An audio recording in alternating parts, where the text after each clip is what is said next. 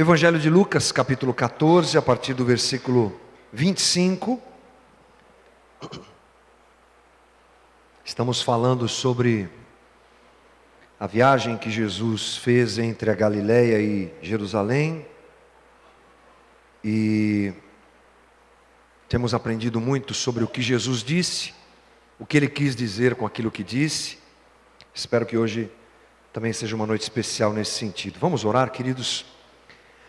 Nosso Deus tremendo, Senhor das nossas vidas, apresentamos esse momento ao Senhor, pedindo que nos ajude, pedindo que o Teu Espírito que habita em nós se mova, pedindo que nós possamos permitir esse movimento, para que a Tua Palavra encontre lugar dentro de nós, nos curando, nos restaurando, nos trazendo a Tua vontade, nos libertando, trazendo a Tua verdade até nós, porque ao conhecermos a verdade, nós somos libertos, é isso que nós queremos e desejamos, Senhor.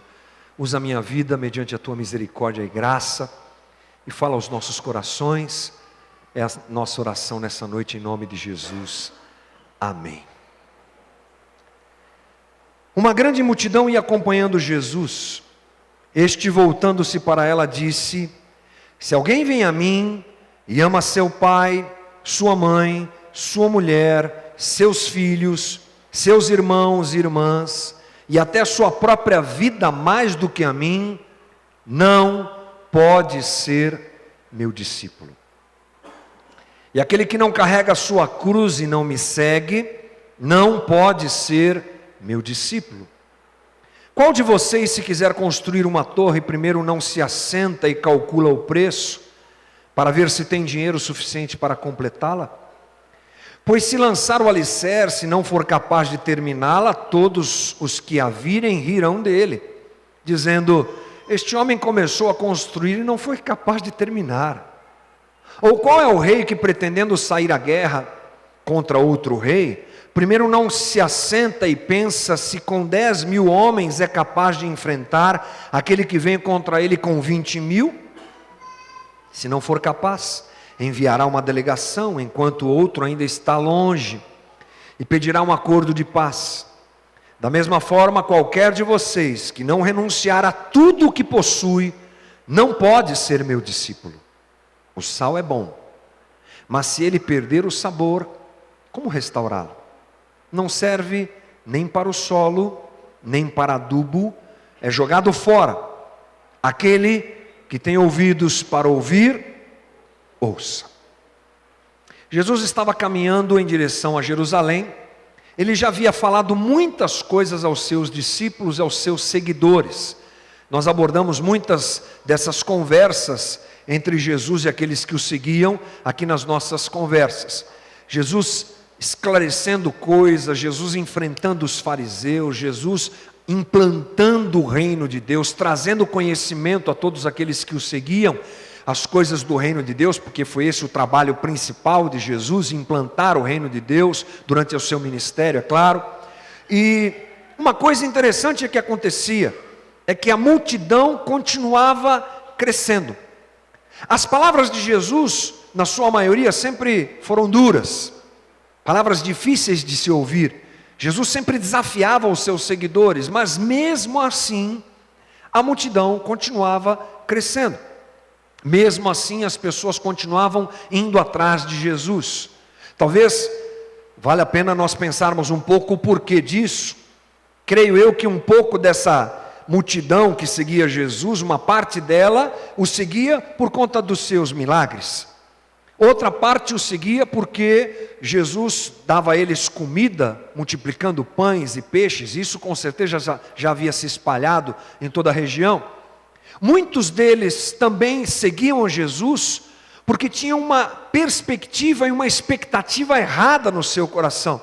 Tanto essa relacionada a milagres e alimentos, como aquela de que Jesus seria o grande libertador de Israel do Império Romano. Essa é uma expectativa muito grande dos judeus naquela época, porque eles estavam oprimidos pela força do Império Romano. E Jesus de repente aparece ali, batendo de frente contra os fariseus, amando o povo, valorizando o povo, agregando pessoas ao seu redor, também não deixando barato quando se tratava de Roma, e aquele povo olhava para Jesus e pensava: Ele é o libertador, é Ele que vai levantar-se, é Ele que vai fazer um grande exército, daqui a pouco Ele vai convocar esse povo todo e vai dizer: independência ou morte, e nós vamos sacar nossas espadas e vamos lutar contra os romanos. Nada disso. Totalmente equivocada essa expectativa. E eu não tenho dúvida de que Jesus fazia essa leitura. Eu não tenho dúvida de que Jesus tinha o raio-x de cada um daqueles que o seguia. Então chega um momento em que Jesus pega bem pesado. Jesus fala coisas muito duras e muito difíceis de se ouvir, como é esse o momento que nós estamos vendo aqui no livro de Lucas. Um momento onde ele diz aos seus seguidores: olha, se vocês quiserem me seguir de verdade, há condições que vocês precisam saber. E é sobre essas condições e essa conversa que Jesus teve com a multidão, trazendo à tona valores que são exigidos de qualquer discípulo, que rege a nossa conversa de hoje. Porque ele queria realmente perceber qual era o coração de cada um ali, aliás, discernido já qual era o coração de cada um, esclarecer a eles quais eram essas condições.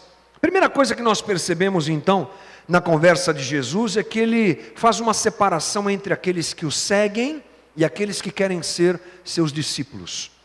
Uma separação que a gente frequentemente não faz. Nós nos intitulamos às vezes seguidores de Jesus, às vezes nós nos intitulamos discípulos de Jesus, às vezes nós misturamos essas coisas, é uma coisa interessante. Para nós parece que não há muita diferença, mas pelas palavras de Jesus parece que essa diferença existe. Jesus com certeza quer salvar a todos e ver todos salvos. Essa é uma ideia clara que o Evangelho nos apresenta. Ele vem para salvar a todos. Você deve se lembrar que semana passada nós analisamos aqui uma parábola, e Jesus apresenta essa parábola na casa de um fariseu, e ele diz assim, lá em Lucas 14, 23, o Senhor disse ao servo: vá pelos caminhos e valadas e obrigue-os a entrar, para que a minha casa fique cheia. Essa frase de Jesus é uma frase que nos apresenta Deus como Senhor, mandando o seu servo convidar aqueles que estavam fora de Israel, nós inclusive como gentios, para que a sua casa fique cheia. Não perca essa perspectiva. Deus quer salvar o homem. Deus quer se revelar ao homem e alcançar o homem. A salvação do homem é algo que está no coração de Deus. Ponto. Isso é muito claro. Mas há uma diferença entre ser um seguidor e ser um discípulo. Um teólogo americano chamado Warren Wiersbe. Se eu não tiver errado esse nome, você me perdoa, porque o meu inglês macarrônico é mais ou menos por aí. Mas ele diz assim: salvação significa ir até a cruz e crer em Jesus Cristo. Salvação significa ir até a cruz e crer em Jesus Cristo, enquanto discipulado significa tomar a cruz e seguir a Jesus Cristo. O conhecido evangelista Billy Graham, também norte-americano, disse: a salvação é de graça, mas o discipulado custa tudo o que temos. Portanto, a gente parte desse princípio. É possível ser seguidor e não ser discípulo. É como aquele que frequenta uma classe, que está aprendendo alguma coisa numa faculdade, numa escola, seja lá onde for. Ele pode estar lá, sentado naquele lugar, participando de todas as aulas, mas isso não faz dele um aluno. Isso faz dele um frequentador de aulas. Se ele não estiver lá atento ao que o professor está falando, se ele não estiver ali sintonizado com o que está sendo dito, ele pode estar no mesmo lugar, no mesmo momento que aquele monte de gente que está lá, e que o professor também usa para ensinar as pessoas, e sair de lá sem ser aluno. Ele não será aluno pelo fato de estar ali naquele lugar. Portanto, nós precisamos pensar um pouco a respeito disso. Jesus, então, apresenta algumas coisas duras, como nós vamos ver aos seus seguidores, e me faz pensar, por que Jesus faz isso? Qual a finalidade de Jesus endurecer, bater no seu discurso? Por que Jesus faz isso? Eu acho que 3 coisas são importantes para nós pensarmos. Primeiro, porque ele está se dirigindo para Jerusalém. E lá em Jerusalém, nós sabemos o que acontece com Jesus, e ele já sabia o que aconteceria a ele. Jesus seria preso, julgado, condenado, morto violentamente. Era o que esperava Jesus. Ele estava descendo da Galiléia, a norte de Israel, para Jerusalém. E quando ele chegasse em Jerusalém, o que aconteceria? O que, aliás, a tradição cristã comemora hoje. Não é hoje, domingo de Ramos, diz a tradição? É hoje. Você viu o pessoal andando na rua com os raminhos? A tradição católica comemora mais esse dia do que nós protestantes. Mas é para isso que Jesus está seguindo, para entrar em Jerusalém, ser recebido grandiosamente pela multidão, que logo à frente muda a sua opinião e escolhe Barrabás. E Jesus passa por todo o martírio que nós sabemos que ele passará. Então, toda aquela euforia de seguir Jesus, aquele oba-oba, aquela coisa linda, uau, milagre para cá, milagre para lá, pão, peixe, daqui a pouco a coisa vai apertar. Daqui a pouco a euforia se transformará em perseguição. Daqui a pouco as coisas, o cenário vai mudar. E nós não podemos esquecer que até os discípulos mais fiéis de Jesus, quando chega esse momento de martírio de Cristo, eles também fraquejam. E Jesus está, em primeira instância, então em primeiro momento, avisando essa multidão: a vida cristã, a vida de quem anda comigo, não é só boas situações. Não é só feita de boas situações. Algo que cabe muito bem a nós. Porque às vezes somos enganados pela apresentação de um evangelho banhado no mar de rosas, de um evangelho de milagre em milagre, de alegria em alegria, e nós nos esquecemos que as coisas da vida acontecem conosco também, porque crente também fica doente, crente também fica sem dinheiro. Aqui nessa igreja fica também? Fica, aqui fica também. Crente também tem problema familiar, crente também tem dúvidas e dificuldades. Interessante isso, né? Nós não somos transportados para outro universo, nós não saímos daqui, os nossos problemas continuam chegando à nossa porta. E Jesus então está nos alertando que a vida cristã, ela tem em si também a continuidade das nossas dificuldades. Vamos ter outras situações para vivê-las, vamos ter o Espírito de Deus em nós, vamos ter a paz que excede todo entendimento, vamos ter a graça do Senhor na nossa caminhada, sim, claro, mas anular problemas e pensar numa vida fora dessa situação é uma coisa que não é real, e Jesus está apontando para isso. Outra coisa, nós sabemos que após a morte de Jesus, a igreja, ela se estabelece, conhecida como igreja primitiva. E logo que isso acontece, os cristãos começam a tomar força. Você se lembra, por exemplo, no livro de Atos, Pedro prega e 3.000 pessoas se entregam a Jesus. É uma coisa exponencial, uma loucura. Gente começa a chegar, aquela coisa toda. E o que acontece é que isso começa a incomodar demais o Império Romano. Porque eles viam os cristãos como uma seita. Essa que é a realidade.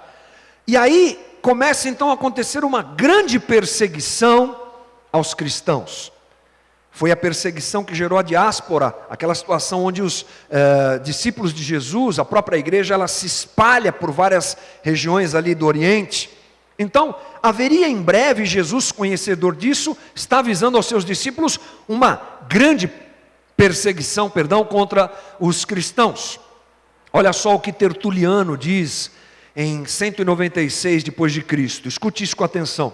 Os cristãos são culpados de todos os desastres públicos e de todos os infortúnios que sobrevêm ao povo.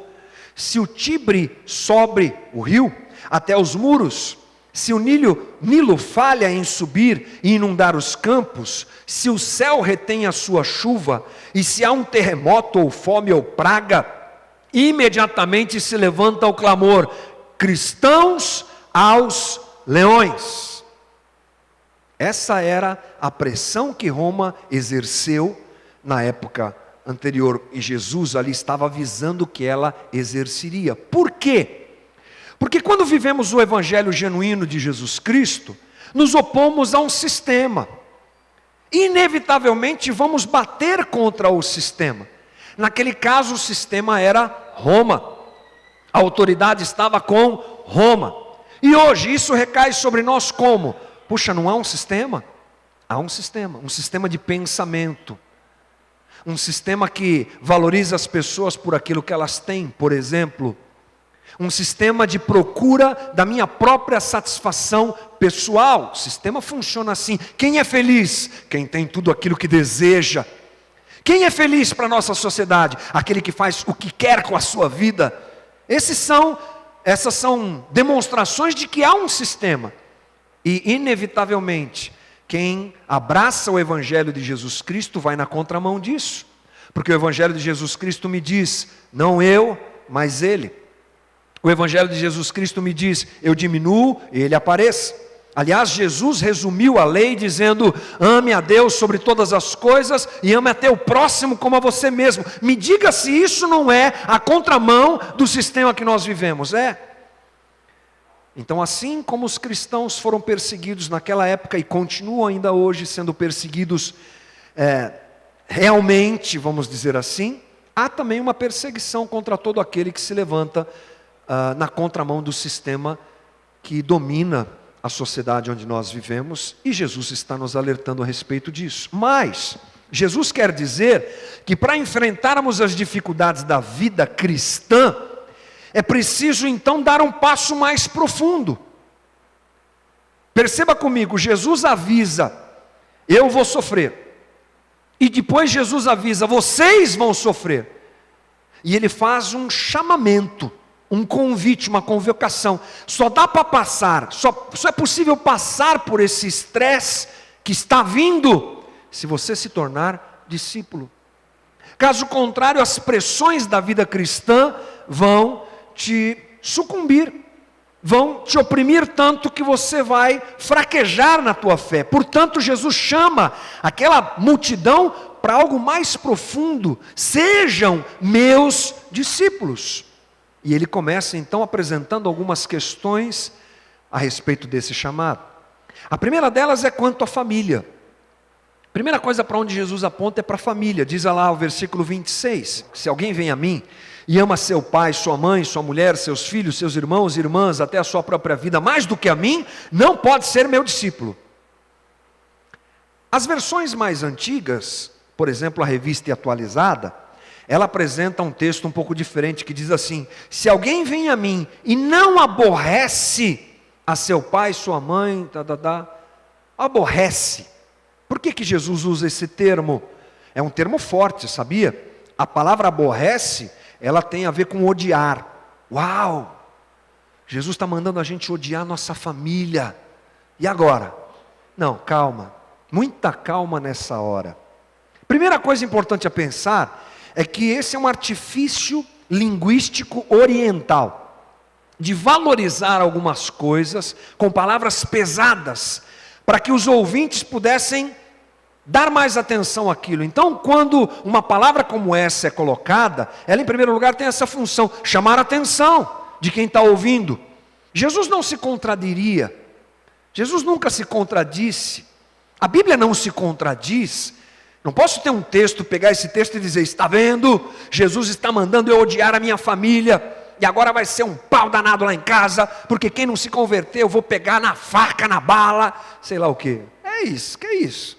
Não tem nada a ver uma coisa com a outra. Na verdade, Jesus quer dizer que nenhum amor da vida do discípulo pode ser comparado ao amor que o discípulo tenha a Ele. Nenhum amor que faz parte da nossa vida pode ser comparado, é só uma questão de colocação. Você precisa me amar mais do que você ama, inclusive, a tua família. Nós sabemos que essa tensão entre discípulo e família, às vezes acontece na vida das pessoas. Então, por exemplo, se nós pegarmos a realidade de um muçulmano hoje, que entrega a sua vida para Jesus, pensa que é fácil? Pensa que é igual aqui no Brasil? Tudo tranquilo? Não. Um muçulmano que entrega a sua vida para Jesus hoje, ele perde a sua dignidade familiar, ele é enxotado de casa. Se a notícia se espalha, ele perde o seu emprego, ele tem a sua vida arruinada. Essa é a realidade dos nossos irmãos que se convertem lá no Oriente Médio, por exemplo, e que são mortos pelo Estado Islâmico. Você sabe que isso está acontecendo hoje, né? Degolados, acabou, morre. Já pensou o que é isso? Essa tensão, ela existe nesse aspecto e ela é cobrada dessas pessoas lá. Ah, mas aqui a gente está no bem bom, aqui está tranquilo. Bem, depende da nossa história. Eu, por exemplo, nunca tive problema com a família, porque na verdade nasci num lar cristão. Meu avô foi pastor da Igreja Batista no interior de São Paulo durante muito tempo. Então igreja e família lá em casa é tudo misturado, é tudo junto. Praticamente nasci no berçário da igreja. Como é que algum problema de igreja vai refletir na minha relação familiar? Muito pouco, mas existem outros irmãos que não. Portanto, essa é uma questão que deve ser ponderada por cada um de nós, quanto ao nosso chamado a sermos discípulos. Aliás, cabe aqui um adendo, que muitas pessoas utilizam esse texto para oprimir pessoas. E para dizer para as pessoas, está vendo? Você tem que ficar na igreja o dia inteiro, porque você tem que amar mais a Deus do que a sua família. E essa é a história de muitos de nós aqui que já fizemos isso, que fomos morar dentro da igreja, não é? Inclusive desprezando o aniversário da família. Ah, não sei quem lá vai ter um jantar lá, mas eu não vou, porque eu vou ficar aqui, vou ficar servindo a Deus, porque eu amo a Deus, eu sou fundamentalista, ortodoxo mesmo, e a minha família, se não converter, vai para o inferno. Cuidado com isso. Você já pensou que o lugar em que Deus gostaria que você estivesse para honrá-lo e servi-lo, talvez seja perto da tua família? Amando a tua família, mostrando a eles o amor de Cristo na tua vida, mostrando a eles o valor que o Evangelho tem para você, que ele te aproxima das pessoas, que ele não te espanta das pessoas. O Evangelho não nos separa das pessoas, o Evangelho nos une às pessoas, nos aproxima. Como é que eu vou poder dizer isso a respeito da minha família? Portanto, tudo isso serve para nós entendermos uma única coisa: Jesus requer de nós um amor diferenciado. Aí você vai levar essa para casa e vai avaliar a tua vida. Eu amo a Deus, amo a Jesus de forma diferenciada. Guarde isso e leve isso para a tua análise. A segunda coisa que Jesus diz é uma frase muito importante para a nossa análise, que é tomar nossa cruz e segui-lo. Versículo 27 diz: e aquele que não carrega a sua cruz e não me segue, não pode ser meu discípulo. Por que Jesus disse isso? Primeiro, é importante entender que essa era uma visão que fazia parte da imaginação daqueles que estavam seguindo a Jesus. É alguma coisa para a gente hoje meio distante, né? Tomar a cruz, a gente lembra daquele pessoal que paga penitência, né? Que carrega pelas estradas a cruz, mas não é uma coisa comum para nós, para eles era. Por quê? Porque Roma matou muita gente assim, muita gente, era comum. Então de repente você estava fazendo a feira lá em Jerusalém, nas ruas de Jerusalém, atenção, está passando o condenado, dá espaço aí, puxa a barraca para cá, puxa o carrinho de feira para lá, tira não sei o que da frente, guarda as galinhas, e guarda os cachorros, vamos lá. Passava lá o homem carregando a sua cruz, porque aliás era o método preferido de Roma, matar pessoas crucificadas. Por quê? Primeiro, porque mostrava quem manda aqui no pedaço? Roma. Essa era uma das ideias da crucificação. Quem manda? Roma. Quem está certo? Roma. E quem está errado? Aquele que está carregando a cruz. Pense comigo, eles não passavam por lugares desertos para chegarem até o lugar do crucifixo, do Calvário mesmo. Eles passavam pelos lugares mais populosos. Passavam no meio da feira mesmo, por exemplo. Passavam na 25 de março, época de Natal, sabe como é que é? Assim, mais ou menos. Para todo mundo ver. E aquilo era uma apresentação então pública de que Roma estava certa e de que o condenado estava errado.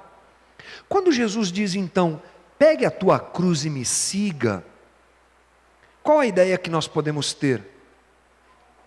Que Jesus deseja e até mesmo exige do seu discípulo que deixe publicamente explícito que ele entregou a sua vida para Jesus e que Jesus está certo. E que na busca da minha vida, quando eu encontro Jesus, eu encontro aquilo que eu preciso, ele está certo. Ele é mesmo o Messias, ele é mesmo o Filho de Deus, ele é mesmo Emanuel, Deus conosco, ele é mesmo isso. É uma exigência de todo aquele que é e que quer ser discípulo, apresentar a todos que Jesus Cristo é realmente o Senhor.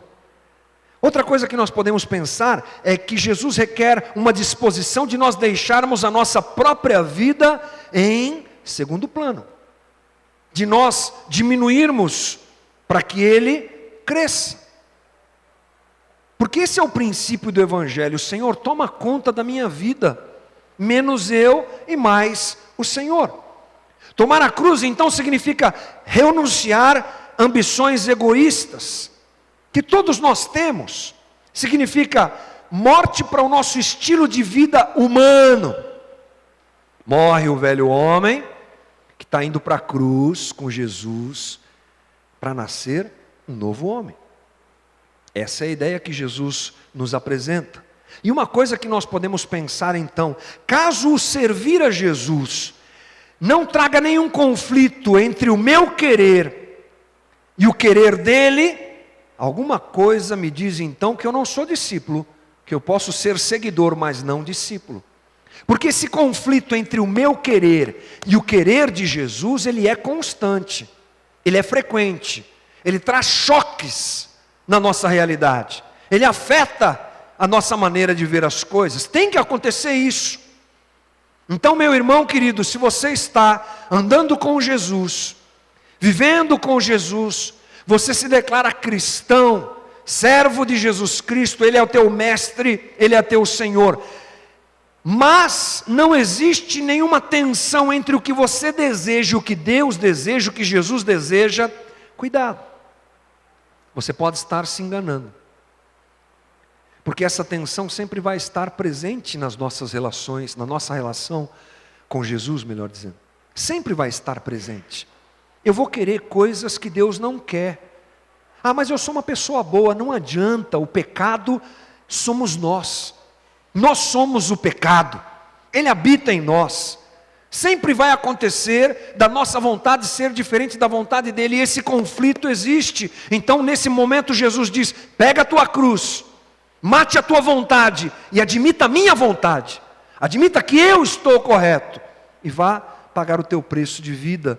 Afinal de contas, você escolheu ser meu discípulo. Jesus nos chama a isso. Bem, para que essa ideia sobre discipulado se fortaleça, Jesus usa então duas parábolas. A parábola do construtor da torre e a parábola do rei que vai sair para uma guerra.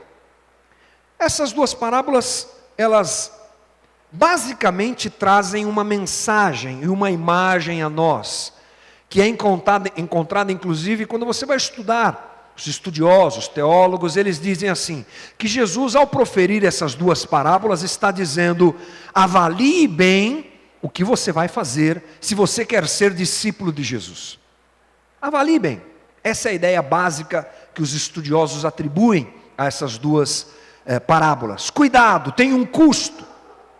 Cuidado, não entre nessa empreitada sem avaliar. Isso a gente já pode entender e pensar que é uma grande verdade. Se eu quero andar com Jesus, eu vou ter que avaliar a minha condição, a minha disponibilidade, o que é que eu vou perder, o que é que eu vou entregar, e tenho que sair nessa empreitada pensando sempre assim. Mas acho eu que nós podemos aprender algumas coisas a mais com essas duas parábolas. A primeira delas diz assim, versículo 28. Qual de vocês, se quiser construir uma torre, primeiro não se assenta e calcula o preço, para ver se tem dinheiro suficiente para completá-la? Pois se lançar o alicerce e não for capaz de terminá-la, todos os que a virem rirão dele, dizendo: este homem começou a construir e não foi capaz de terminar. Bom, essa é a parábola do construtor. E penso eu que aqui há um destaque para uma postura apresentada por Jesus para essa pessoa que constrói sem fazer contas, essa pessoa que sai na empolgação e constrói alguma coisa e não consegue terminá-la, uma postura de autodirecionamento que não pode estar presente na vida do discípulo. Jesus quer dizer que uma pessoa, ele usa isso na parábola, sai e começa a construir. Não está nem aí se tem, se não tem. O autodirecionamento dele fala mais alto. Ele quer fazer, ele acha que pode, ele acha que consegue, ele acha que tem condições de fazer. E ele bota o carro na rua e vai construir a torre. Aquela coisa do vou fazer, vou construir, vou dirigir, vou. Pense comigo, nós queremos sempre que a nossa vontade prevaleça. E a gente pode muito bem se espelhar nessa parábola, partindo dessa ideia de que muitas vezes nós somos assim. E esquecemos que o discípulo, ele precisa submeter a sua vida ao mestre. O discípulo precisa submeter a sua vontade ao Senhor. O discípulo não toma mais decisões, ele se submete ao mestre. O discípulo só pode construir alguma coisa e seguir o caminho da sua vida, nessa ideia de um discipulado efetivo, profundo e verdadeiro, se o mestre o dirigir a isso. Caso contrário, a sua vontade, a sua direção é inútil. Veja o que diz Tiago, capítulo 4, versículo 13. Ei agora, vós que dizeis, hoje ou amanhã iremos a tal cidade, lá passaremos um ano, negociaremos e ganharemos. No entanto, não sabeis o que sucederá amanhã. O que é a vossa vida? Sois vapor que aparece por um pouco e logo que se desvanece. Em lugar disso devíeis dizer, se o Senhor quiser, viveremos e faremos isto ou aquilo. Mas agora como jactais, vos jactais das vossas presunções, toda jactância tal como essa é maligna. Meu irmão, discípulo se submete, discípulo se entrega, discípulo diz, Senhor, dirige a minha vida. Discípulo não toma nas suas mãos as rédeas da sua própria caminhada, mas ele submete a sua caminhada ao Senhor. Quem tem ouvidos, ouça o que o Senhor diz. É Jesus terminando essa conversa. Antecipo essa frase porque ela é fundamental para esse momento. Discípulo não tem vontade. Discípulo se submete à vontade do Senhor. Não foi assim que Jesus nos ensinou a orar? Seja feita a vontade de quem? Dele. Dele. E eu faço uma pausa rápida aqui na nossa conversa para te chamar a atenção a respeito disso. Se você quer ser discípulo, mas tem deixado a tua vontade prevalecer na tua caminhada, me desculpe, você está se enganando.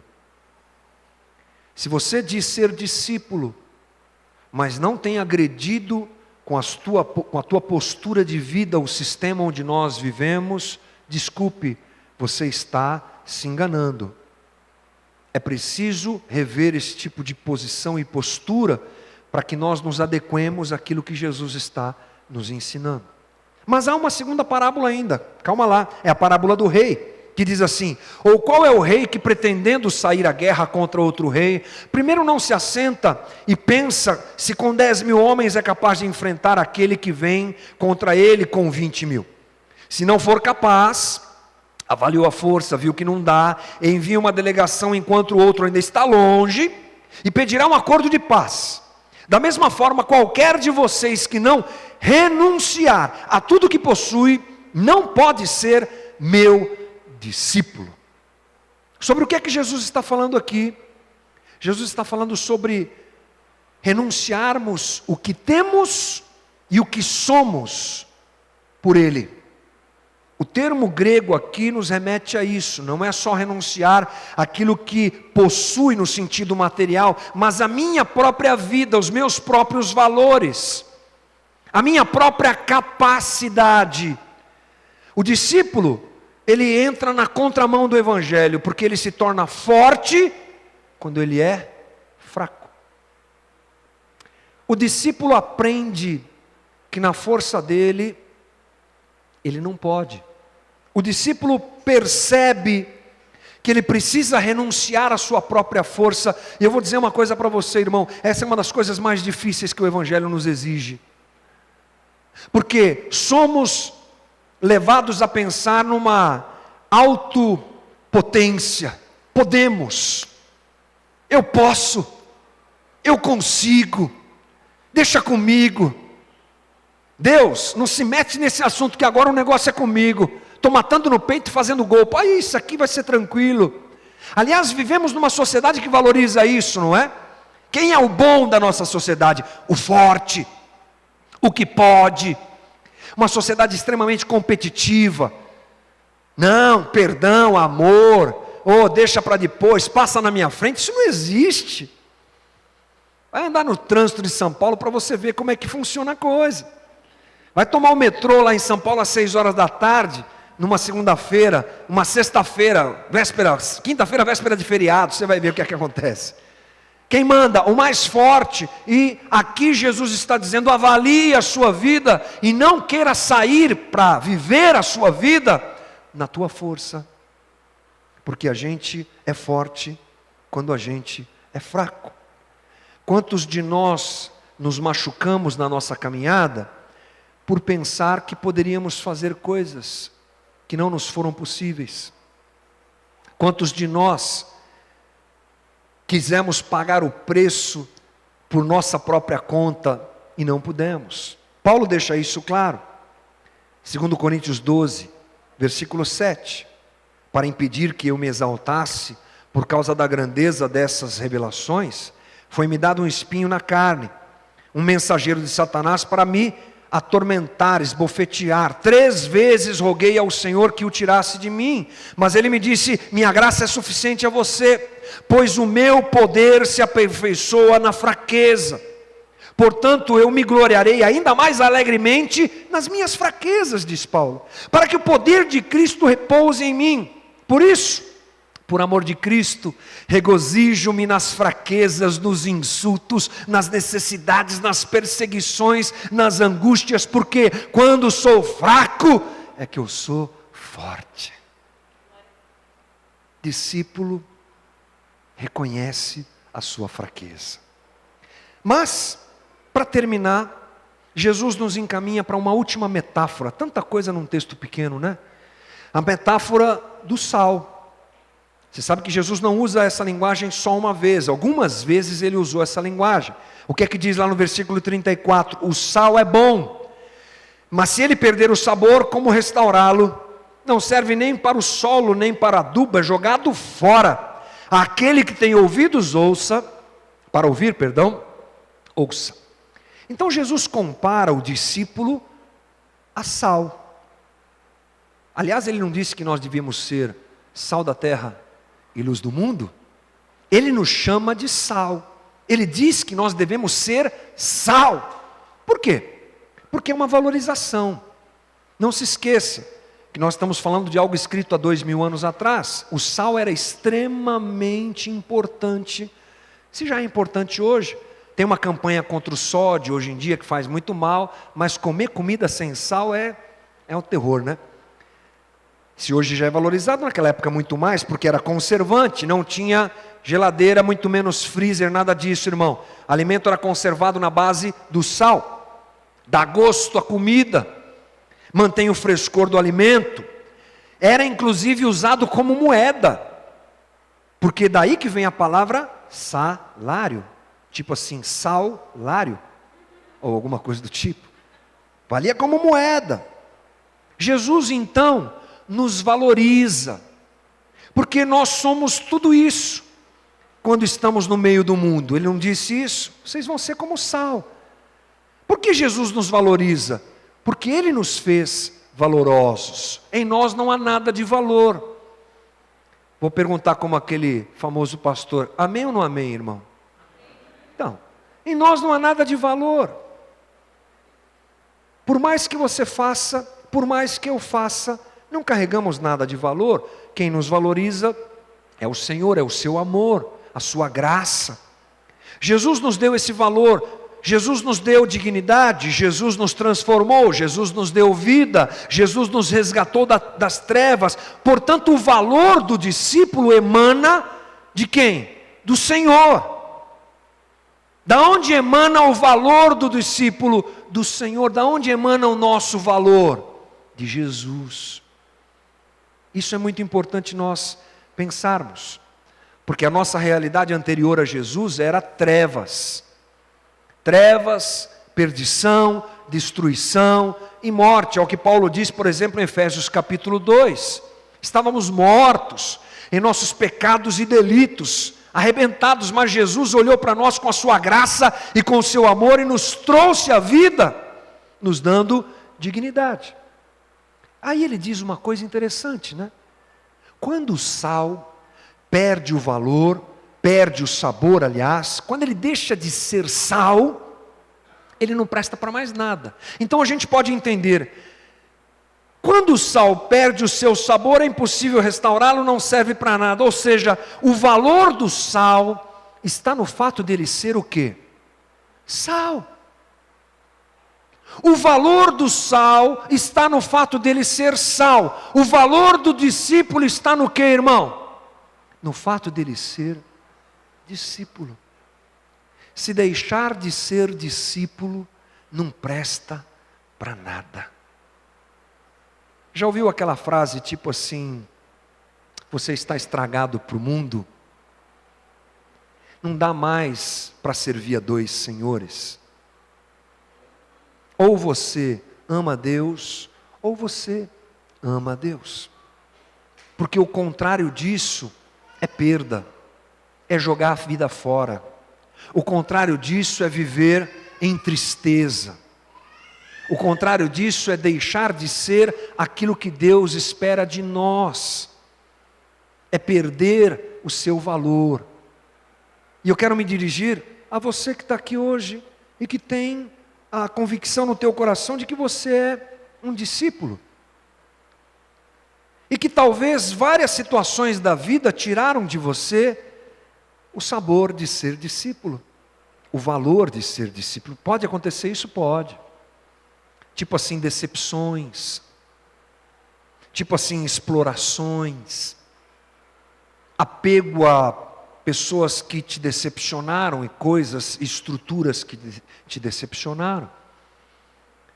Muitos de nós fomos violentados na nossa espiritualidade. Fomos machucados e explorados por pessoas que se colocaram no lugar de Deus e nos manipularam, tirando o nosso sabor. E hoje talvez a última coisa que você queira é ser discípulo. Eu tenho uma notícia dura para te dar. Você não presta para não ser discípulo. Você foi chamado para ser discípulo, convocado para ser discípulo.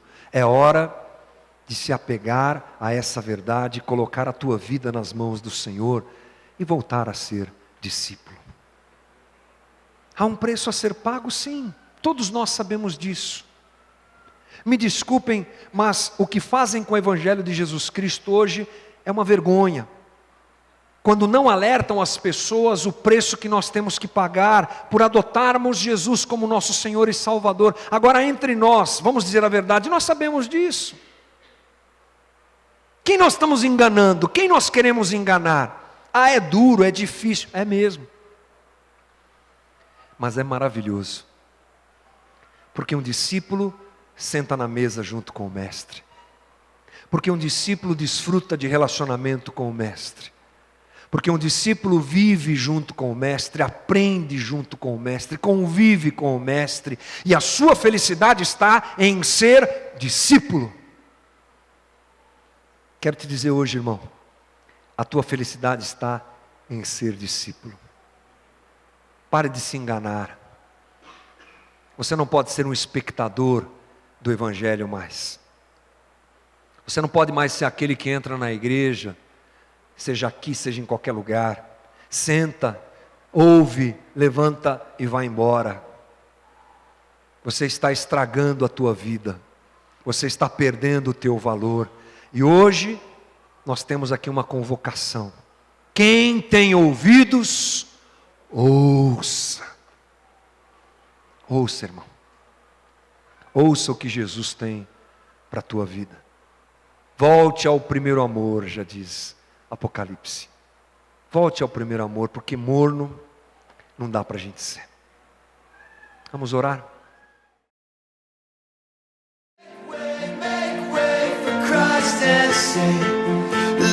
Let your kingdom come, let your kingdom come.